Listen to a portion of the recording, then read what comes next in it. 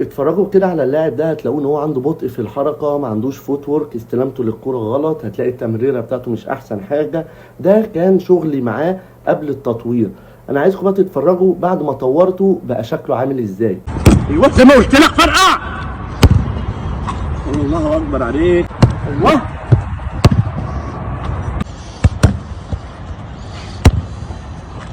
ولد فرقع.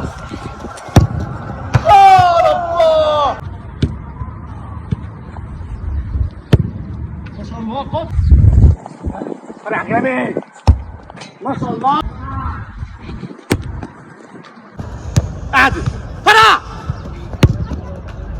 ايوه انا اهو اعمل فلتة باص جامد.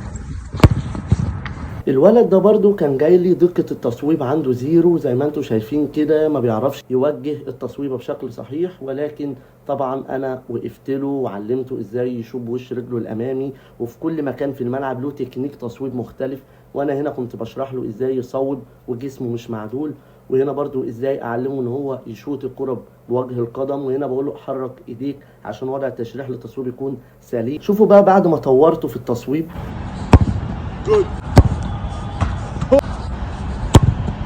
فرقع ما شاء الله. فرقع ما شاء